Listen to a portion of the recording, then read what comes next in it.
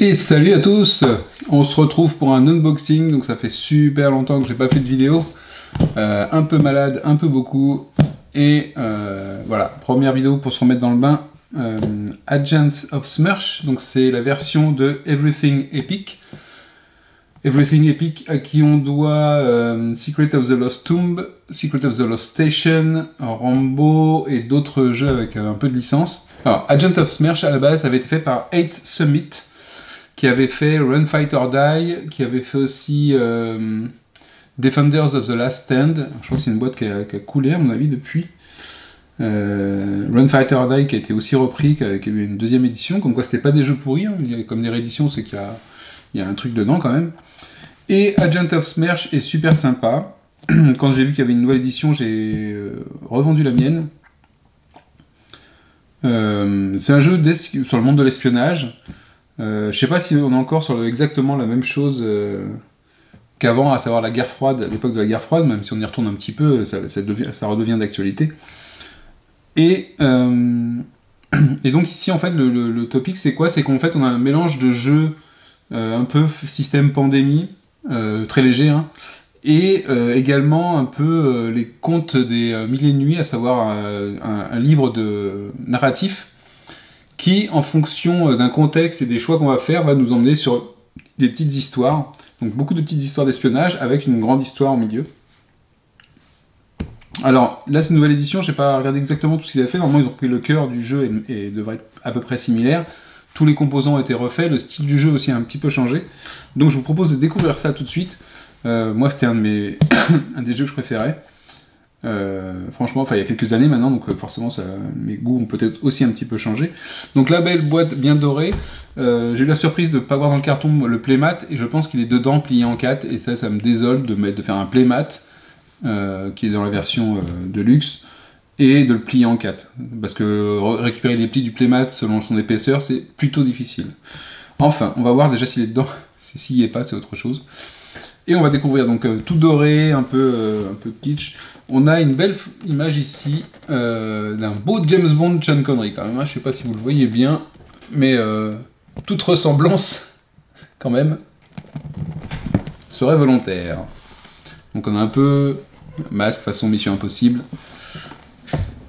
Et ici c'est le grand méchant. Je ne sais plus comment il s'appelle le grand méchant. J'avais une figurine de lui, un buste de lui avant, dans la version KS. C'était un jeu qui était sorti en KS. Bah voilà le playmat. Il y a aussi des informations ici à lire, de toute façon importante, ça a dû être ajouté. Un beau playmat bien épais, Stitch, donc super de bonne qualité. Hein. Si c'est du vrai, si c'est pas seulement de la collée. J'avoue, parfois c'est collé leur truc. Hein. Et les pliés en 4, ce qui fait que les pliures, à mon avis, voilà, ça va être super moche. C'est vraiment bête. C'est bête de faire un beau produit, de gâcher comme ça. On va l'étaler quand même. C'est vraiment dommage. On verra s'il se remet, mais je lui donne peu de chance de se remettre rapidement en tout cas. Et du coup, ça fait un truc qui est pas plat du tout. Ouais. L'intérêt du playmat, pour mettre les cartes et tout, bah maintenant c'est gondole. Ici, là, ça gondole. Je vais mettre un peu plus haut. Et bah voilà. Et bah voilà. Donc, forcément, les gros plis là qu'on a, je sais pas si je peux les récupérer. Première déception pour le playmat, c'est-à-dire que le playmat est très joli. On est vraiment sur un style un peu différent de ce qu'il faisait avant. Là, on est beaucoup plus sur quelque chose de plus moderne en termes de visu. Et donc, on va pouvoir se déplacer sur différents lieux pour aller en fait choper les agents du professeur Fou, là, du méchant, les intercepter. À chaque rencontre, il peut y avoir des petits scénarios qu'on va lire dans un livre d'histoire avec des choix à faire. Des choix qui ne sont pas forcément des choix façon livre dans nos hétéros, hein, c'est plus, je vous dis, comme les Mille et une nuits, c'est des mots-clés normalement, et puis en fonction de ce qu'on fait, bah hop, ça arrive, c'est une sorte de comportement, et on espère que ce sera le bon, et en fonction de ça, il peut y avoir aussi des tests de compétences, je crois, des trucs comme ça. Ça fait longtemps que j'y ai pas joué en fait. Et évidemment, à la fin de la partie, normalement, il y a une confrontation finale avec le méchant, avec le docteur Lobo, voilà, son nom est marqué en bas du tapis, docteur Lobo. Donc ça, c'est le playmat, qui est plutôt sympa, hein, qui a plutôt de la gueule, mais qui est un peu... C'est un peu gâché de l'avoir plié en 4 dans la boîte, hein, pour pas le mettre dans un rouleau à part. C'est dommage. J'ai du mal à comprendre des choix de foutre en l'air un beau produit qu'on a mis sûrement du temps à faire ou à avoir une belle qualité. Voilà, c'est comme ça. On verra si ça s'écrase en mettant sous la table, je sais pas. Alors, je vais repasser avec la boîte peut-être. Alors ensuite, qu'est-ce qu'on a dans cette boîte-là?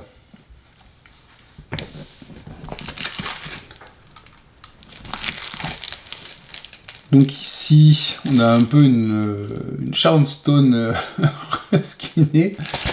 Je sais pas ce qu'il y a dedans. C'est que des illustrations, j'ai l'impression qu'il y a que des illustrations. Alors le warning du début, c'était pour dire quoi? Ok, donc ils ont ajouté du contenu, ils ont modernisé le jeu. Il y a une nouvelle rencontre finale. Ok, c'est un remerciement aux backers et un errata avec. Il faut toujours remercier les backers avant de faire un errata. Hein. Ok, c'est pas très grave. Donc c'est seulement des composants qui ont une forme un petit peu différente, c'est pas dramatique. Kickstarter Edition Spy Standy and Spy Sheet Clarification. Ok, c'est la liste des composants qui a changé. Et important, immédiatement une fois que vous recevez, vous dépliez le playmat et vous le mettez à plat, voilà, pour éviter les traces. Bah, je veux dire, vu le temps que c'est resté dans les boîtes depuis la Chine, excuse-moi. Hein. Dépêchez-vous, les gars. Donc oui, ici, on a des illustrations des différents agents qu'on va pouvoir jouer, je pense. Voilà, les petites illustrations, elles sont plutôt sympathiques. Hein. Elles sont dans le thème, assez réalistes. C'est plutôt cool.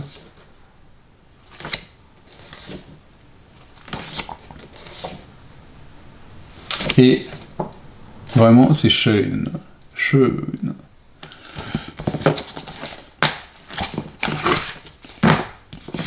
Et puis avec un pub derrière, forcément. Un pub écossais. Alors, ici, on a des standees. Donc, les standees, à l'accoutumée chez Everything Epic, ils font pas des super standees, je trouve qu'ils pourraient s'améliorer dessus. Mais on les reconnaît tous. Donc, on a les différents personnages en standees. Les standees ont l'air plutôt épais. Et bien se dépuncher, voilà, c'est pas du top moumoute.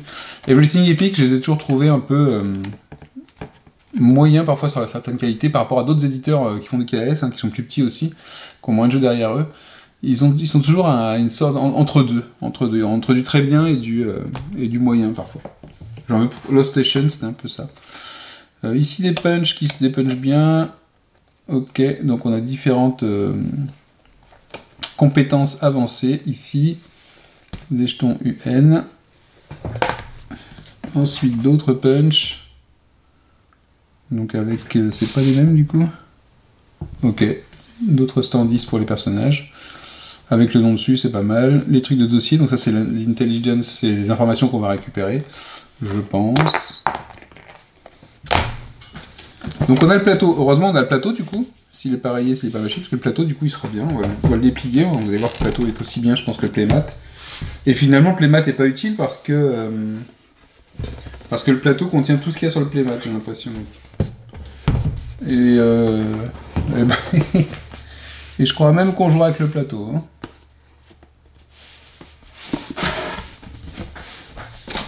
À vendre playmat un peu plié de Agent of Smash. Ah oui, c'est la même taille.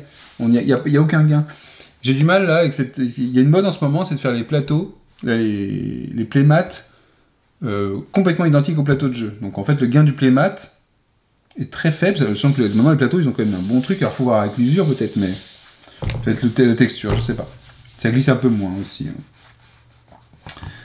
Mais bon, d'habitude on avait des playmats qui ajoutaient des choses par rapport au plateau de jeu. Mais là, pas vraiment. On fait des trucs pour les cartes, on a tout ce qu'il faut. Bon bah, un joli plateau.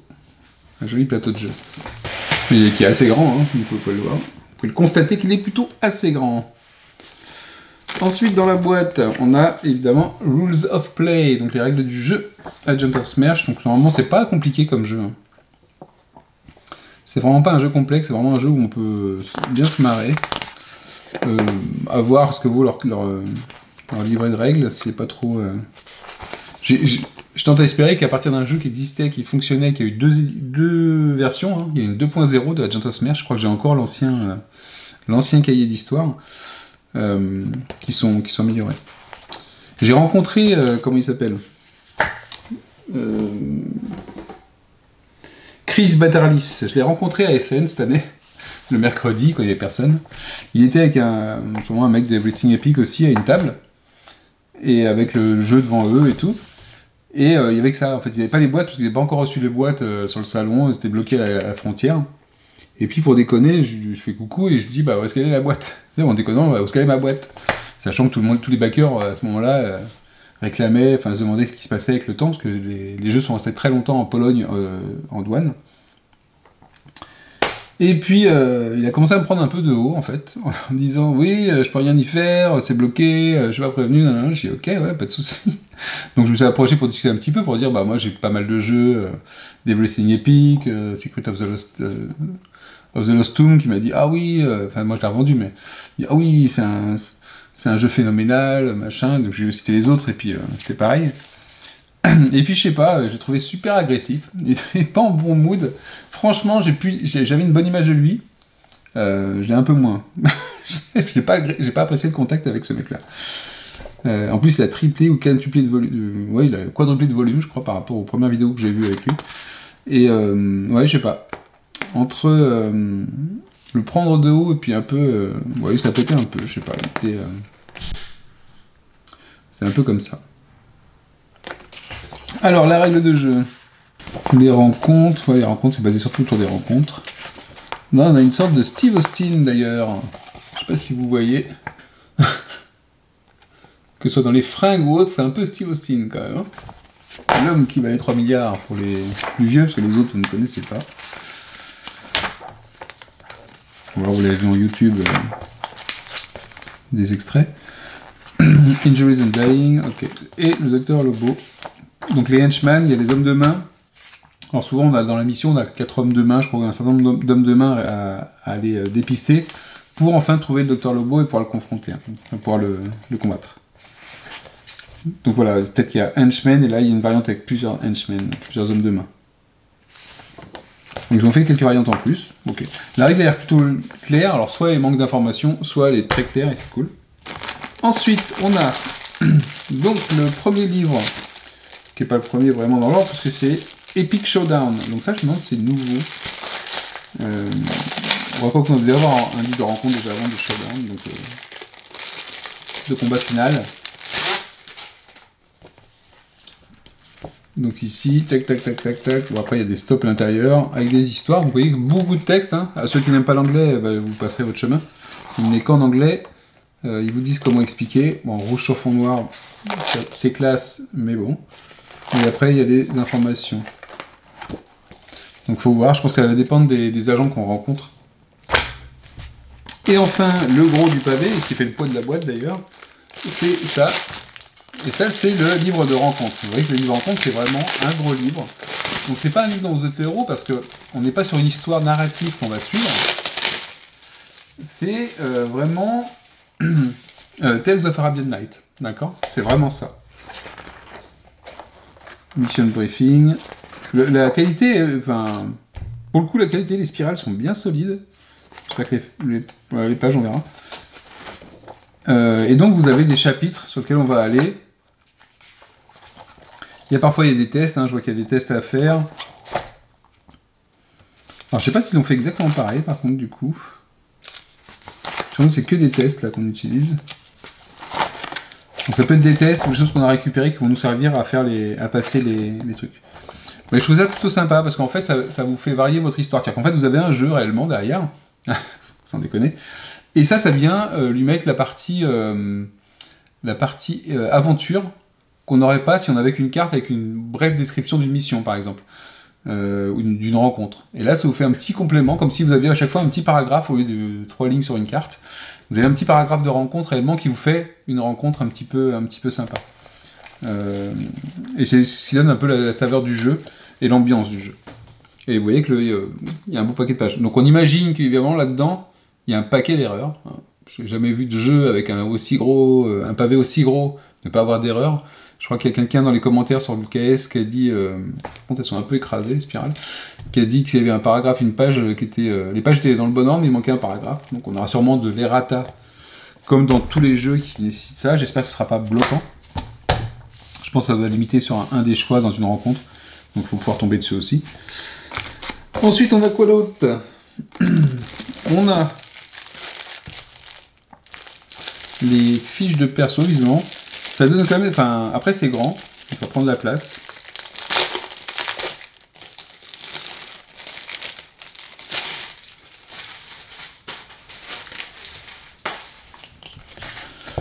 Alors, Easy, Dr Lobo A. Dr Lobo A. Hard. Donc, c'est différent. Donc, c'est les henchmen qu'on devrait avoir. Ah, c'est marrant. Pour les différents niveaux. Alors, le style est assez sympa. On se retrouve sur du James Bond, pas du James Bond Sean Connery, un peu plus... Pas non plus du récent, un peu entre les deux, j'ai l'impression. Donc ça, c'est les fiches des Henchman, pour moi. Avec Darling, Fedor Maximov, Pierre et Mr. Big, qui dans Live and Let Die, hein, le James Bond, Mr. Big, c'est Monsieur Gros Bonnet. Vive les traductions. Vive les traductions françaises. Donc ici, sur le fiche de personnages, donc, elles sont aussi de la même qualité, c'est un petit peu léger. Elles sont plutôt grandes. Là, par contre, contrairement à Secret of the Lost Station, il n'y a pas de support, il n'y a rien pour les garder. Ah si, il y a quelque chose, en fait, je dis une bêtise. Il y a quelque chose... Ah bah si, en fait, alors. Ah! Oh, j'ai mauvaise langue. Alors, les amis, non, on est sur de la qualité. On est sur de la qualité. Donc on a le système qu'on a vu dans quoi? Dans Claustrophobia. Et oui, les amis, Claustrophobia, la dernière version. Avec un système qui se machine comme ça pour pouvoir mettre les cubes dessus. Super, superbe.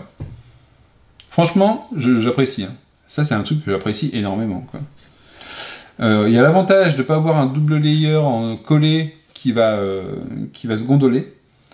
Et puis ça bloque la fiche, et puis ça bloque les... On peut mettre les cubes pour les différentes compétences, je pense. Spycraft, Persuasion, Deception, Athletics, End-to-End.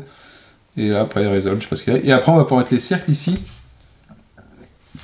Qu'on a vu, je pense que c'est les compétences avancées qui étaient en forme de cercle qu'on va pouvoir mettre ici. Pas mal, pas mal. Après, il y a une status card ici, je sais pas si on pourra la bloquer. J'espère que ça gondolera quand même pas, hein, mais c'est sympa. Hein. Je m'attendais pas. Donc on a plusieurs fiches de personnages. Donc le jeu se joue jusqu'à 4 ou 5 ? Entre 4, hein, je crois. Ouais, c'est jusqu'à 4. Donc les 4 plateaux. Super. Et donc on a différents personnages qu'on va pouvoir jouer. Vous voyez que les différents espions qu'on va pouvoir jouer, qui ont plutôt une bonne gueule en plus. Justina Kraken. Ouais. Ah non, alors ça c'est pas... Ça c'est marrant ça. On a un Henchman. On a Mr. Big qu'on peut recruter visiblement. Ah bah ouais, on peut peut-être les jouer comme espions en plus, les méchants qu'on va combattre. Donc c'est assez rigolo. Maxwell Faust. Fedor Maximov, donc parti héros. Abigail. Dr. Amber Blaze. Dominic Leeds. Alyssa Stone. Val Templar. Toute ressemblance. Thomas Hunt. Toute ressemblance. James Mason. Toute ressemblance. Alors par contre, il y a une texture différente. Ici, j'ai un grain... ici, c'est lisse. Ici, c'est pas lisse. Pas la même impression, pas la même qualité. Je préfère celle-là qui est un peu plus... qui approche plus. Et comme les dernières d'ailleurs. Donc il y a eu ils ont un changement de papier qui a été fait dans l'usine. Ils ont dit, bon, on a plus celui-là, on continue sur l'autre, hein, c'est pas grave, ça sera pas la même chose. Nikita, toute ressemblance. Jean-Léon, toute ressemblance. Lucy Dia. Bon, Agent 6, on est d'accord que c'est Steve Austin. Et Jones, par contre, je ne saurais pas te dire, ce serait Kill Bill, avec la couleur et le sabre. Bref, donc ils ont fait de la bonne inspiration, mais c'est plutôt marrant, les clins d'œil comme ça, moi ça me fait marrer. Et ensuite, qu'est-ce qu'on a? Donc on a un insert plastique. Il y a un truc en dessous, j'ai l'impression, je vais voir ce qu'il y a en dessous. Alors très peu de choses finalement, on a quelques cartes. Quelques cartes ici qui ont l'air plutôt sympas en termes de présentation et de design. Ici, on a, bah, c'est pareil, des cartes rencontres. Alors dans l'ancien jeu, si je confonds, je crois qu'on pouvait jouer, il y avait une partie où on pouvait faire des parties de rencontres avec des cartes uniquement, et d'autres où on allait voir le livre, on avait le choix. C'était assez sympa. Et si vous vous retrouvez sur une vieille version et que vous voulez pas celle-là, je vous conseille de l'essayer. C'est plutôt sympa. Alors ici, on a des dés spéciaux qui ont l'air plutôt cool. Ouais, ils ont même l'air vraiment cool, hein. Et lisibles. Donc ça c'est agréable. Les dés spéciaux qu'on n'arrive pas à lire. J'espère qu'ils s'effaceront pas trop, par contre. Le côté doré me fait un peu peur par rapport à ça. Ouais, on verra. Parce que si ça s'efface, c'est moins cool. Mais vraiment sympa. Ensuite, il y a un dé en métallique qui peut nous niquer le plateau si on le lance dessus. Donc ça, c'est pour les backers du jeu. Ils ont fait un dé en plus. Le truc inutile, moi ça me dérange pas qu'ils le mettent pas dans les... À la limite, ouais. Qu'ils fassent plus gaffe, je préférerais qu'ils fassent pas ça, et qu'ils fassent en sorte d'envoyer le playmat séparément. Pour les backers. Ah oui, en fait, on a tous les dés en métallique. On peut niquer le plateau complètement. Donc j'ai tous les dés qu'on a vus à l'instant, mais je trouve beaucoup mieux en noir, en métallique ici. Ils sont super lourds, je ne jouerai jamais avec ça. Ça... Voilà, ça, faut l'enlever et mettre le playmat dans un rouleau à part. Voilà. Ça, et mettre, si c'est un exclusif KS, à part, dans un rouleau pour les backers. Et ça, on ne fait pas. Ça sert à rien. Donc ça, c'est fait pour être posé quelque part, ça ne sert à rien. On ne jouera jamais avec des dés comme ça, on peut faire mal. On peut faire mal. Hein, ça peut servir d'arme de défense, hein, je vous le dis. C'est dommage, les dés de base étaient bien sympas. Bon, après, moi, sur mon playmat, c'est jouable, mais je vois pas trop l'intérêt. Je vois pas ce que ça amène dans le thème en tout cas. Des petits cubes de différentes couleurs, donc ils en parlaient au début, dans les ratas. Des petites cartes Secret Mission, donc il y a un petit paquet quand même. Ah, évidemment c'est un jeu coop, hein, donc jouable en solo très facilement. Et ici on a quelque chose d'autre. Bah, des compétences en plus j'ai l'impression, puisqu'on gagne plus 1 to any test, play before rolling dice. Ah, ou alors après le test, on peut l'utiliser de deux manières différentes. C'est pas mal.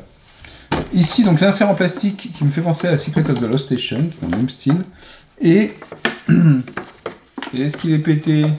Non, j'avoue que le mien n'est pas pété, ça c'est cool. Après, j'avoue qu'on va pouvoir ranger quand même les trucs dedans, c'est bien. Ce qui est pas mal, du tout. Et on a un truc qui s'appelle Stop! Ceci n'est accessible qu'après avoir gagné tous les showdowns dans le jeu, donc tous les combats finaux dans le jeu. Et sinon, on ne continue pas. Et qu'est-ce qu'ils ont mis dedans? Ah, ok. Ah ouais, j'ai regardé, hein, je me spoil. Hein. Donc voilà, c'est quand vous avez tout terminé, ils vous ont fait un petit truc en plus. Je vous le cache pas, ça va être une rencontre finale. Encore plus finale que finale. Donc, un épique. Voilà. Ouais, c'était pas un... C'est pas du spoil, hein, je l'ai deviné tout de suite quand j'ai vu le truc. Je vais le laisser au fond, peut-être que je me rappellerai pas et je le jouerai pas. Hop, le temps que je gagne les 4 rencontres, on aura largement le temps. Donc voilà, c'était ce fameux jeu qui s'appelle Agent of Smirch. Je sais pas si Smirch ça veut pas dire mort aux espions, un truc comme ça. Et ma foi, les composants, le style de jeu, il n'y a pas trop de choses non plus. Le plateau est plutôt grand, mais il n'y a pas trop de composants, donc ça c'est agréable. Évidemment, il faudra la place pour le livre, dans le bureau du directeur, pour faire différentes missions. Mais voilà, ça me plaît bien. Donc évidemment, par rapport à ce que j'avais, on avait l'Australie à l'émission. L'Australie était un livre à part dans la première édition, enfin dans les 2 premières éditions. Je pense j'ai l'impression qu'il y avait plus de choses dans les premières éditions. Maintenant, ils ont refait un peu le jeu, donc à voir comment ça se passe, si c'est sympa. Et puis j'avais un petit buste du Docteur Lobo. Je sais pas si je l'ai encore d'ailleurs, ou si je l'ai gardé, ou si je l'ai revendu avec mon exemplaire. Peut-être que je l'ai encore. Si jamais je fais une vidéo, je ferai sûrement une vidéo. Je vous ferai voir le petit buste si je l'ai encore.